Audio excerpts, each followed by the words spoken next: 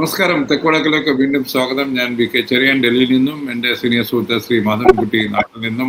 ഞങ്ങൾ ഇന്ന് ചർച്ച ചെയ്യുന്നത് കേരളത്തിലെ ഏറ്റവും വലിയ ഇടതുപക്ഷ പാർട്ടി, അതായത് CPM, അതും ഇന്ത്യയിലെ ഒരേ ഒരു ഇടതുപക്ഷ സർക്കാർ നയിച്ചിരുന്ന CPM വോട്ടിലൂടെ സ്ഥാനഭ്രഷ്ടരായിരിക്കുകയാണ്, അധികാരം പോയിരിക്കുകയാണ് 10 വർഷത്തിന് ശേഷം. എന്താണ് ആ പാർട്ടിയിൽ നടക്കുന്നത്? ആരായിരിക്കും പ്രതിപക്ഷ നേതാവ്? ആ പാർട്ടിയിലെ ഒരു വിശകലനം, അല്ലെങ്കിൽ തെറ്റുകൾ തിരുത്തി പാർട്ടി വീണ്ടും പഴയ ശക്തിയോടുകൂടി തിരിച്ചു വരുമോ എന്നുള്ള ഒരു ക്വസ്റ്റ്യനാണ് ഇടതുപക്ഷ സഹയാത്രികർക്കും ഇടതുപക്ഷ ചായവുള്ളവർക്കും കേരളം പൊതുവെ കാത്തിരിക്കുന്നത്. ഇന്നലെ നടന്ന സെൻട്രൽ സെക്രട്ടേറിയറ്റ് യോഗത്തിന് ശേഷം ശ്രീ ഗോവിന്ദന്റെ പ്രസ് കോൺഫറൻസ് ഞാനും കാണുകയുണ്ടായി. ഒരു വളരെ പരിങ്ങൽ, അതിന്റെ കാര്യമുണ്ടോ? ഒരു കമ്മ്യൂണിസ്റ്റ് പാർട്ടിയെ സംബന്ധിച്ചോളം തെറ്റുകൾ പറ്റിയിട്ടുണ്ടെങ്കിൽ അതങ്ങ് അംഗീകരിച്ച് മുന്നോട്ട് പോകാന്നുള്ളതല്ലേ സാധാരണ ചെയ്യേണ്ടത്. എന്താണ് ഈ പരിങ്ങലിന് കാരണം? അതൊരു ഒരു ഒരു ആദ്യം ഈ പറയുന്ന പോലെ ഒരു രാഷ്ട്രീയ ജാള്യത മറയ്ക്കാനുള്ള ശ്രമമാണ്. അത് തന്റെ നേതൃത്വത്തിന്റെ ജാള്യത, രാഷ്ട്രീയ ജാള്യത മറയ്ക്കാനുള്ള ഒരു ശ്രമം, ദുർബലമായ ഒരു ശ്രമമാണ് സഖാവ് ഗോവിന്ദൻ മാസ്റ്ററുടെ ഭാഗത്തുനിന്ന് ഇന്നലെ കണ്ടത്. വളരെ നീണ്ട ഒരു സെക്രട്ടേറിയറ്റ് യോഗത്തിന് ശേഷം വളരെ ആറ്റിക്കുറുക്കിയ കുറച്ചു വരികളിൽ പാർട്ടി അണികളോട് സംസാരിക്കുന്നതാണ് നമ്മൾ ഇന്നലെ കണ്ടത്. അതിൽ മുഖ്യമായ ഒരു വ്യത്യാസം, സാധാരണ തിരഞ്ഞെടുപ്പ് ഫലങ്ങളോട് CPM പ്രതികരിക്കുന്നതിൽ നിന്ന് വിഭിന്നമായ ഒരു പ്രതികരണമാണെന്ന് നാം ആദ്യം മനസ്സിലാക്കണം. ഒന്ന്, അടിത്തറ ഭദ്രമാണ്, തിരിച്ചു വരും, മുൻകണക്കുകൾ കാണിച്ചു വീണ്ടും തിരിച്ചു വരും, അല്ലെങ്കിൽ തെറ്റായ പ്രചാര വേലകൾ വിജയിച്ചു, ഇങ്ങനെയുള്ള ക്ലീശകളാണ് സാധാരണ CPIM ഏത് തെരഞ്ഞെടുപ്പ് പരാജയത്തിന്റെയും ആദ്യ പ്രതികരണമായി നൽകാറുള്ളത്.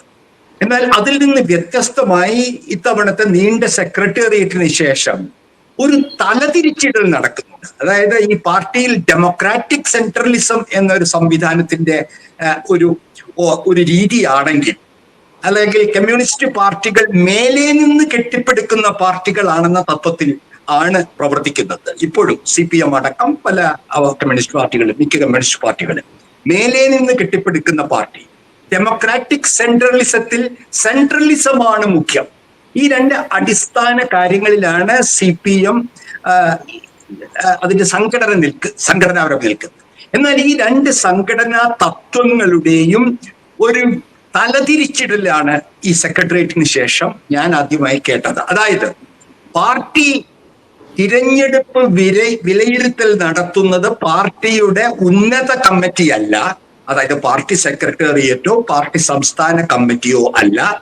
അത് കീഴ്ഘടകങ്ങളിൽ നിന്ന് തുടങ്ങിയ റിവ്യൂവിന് ശേഷം, പരിശോധനയ്ക്ക് ശേഷമാണ് സംസ്ഥാന കമ്മിറ്റിയും സംസ്ഥാന സെക്രട്ടേറിയറ്റും അത് ചർച്ച ചെയ്ത് കേന്ദ്ര കമ്മിറ്റിയുടെ തീരുമാനമായി പുറത്തു വരിക എന്ന് ആദ്യമായി, എനിക്ക് എൻ്റെ അഭിപ്രായത്തിൽ കമ്മ്യൂണിസ്റ്റ് പാർട്ടിയുടെ കേരളത്തിലെ ചരിത്രത്തിൽ ആദ്യമായി ഏറ്റവും താഴത്തെ അംഗങ്ങളുടെ അഭിപ്രായം പരിഗണിച്ച് മേൽക്കമ്മിറ്റികൾ, കേന്ദ്ര നേതൃത്വം ഒരു അവലോകനത്തിന് തയ്യാറാവുന്നു. അത്രത്തോളം നല്ലത്. പക്ഷെ അതിനോടൊപ്പം തന്നെ പാർട്ടി സ്വയം മലന്ന് കിടന്നു തുപ്പുന്ന, വേറെ കാരണമൊന്നും ഇനി പ്രത്യേകം കണ്ടെത്തണ്ട എന്ന് സ്വയം പറയുന്ന ഒരു വരി കൂടിയുണ്ട്. അത് കേരളത്തിലെ സഖാക്കൾ ശ്രദ്ധിക്കണം. അത് പറയുന്നത് ഇനി വരാൻ പോകുന്ന ഈ ബ്രാഞ്ച്, ലോക്കൽ, ഏരിയ കമ്മിറ്റി തുടങ്ങിയ യോഗങ്ങളിൽ അംഗങ്ങൾക്ക് ഭയരഹിതമായി, മറക്കരുത്, ഭയരഹിതവും സ്വതന്ത്രവുമായി അവരുടെ അഭിപ്രായങ്ങൾ പറയാനുള്ള അവസരം ഉണ്ടാകുമെന്ന് കമ്മ്യൂണിസ്റ്റ് പാർട്ടി പറയുകയാണ്. എന്താണ്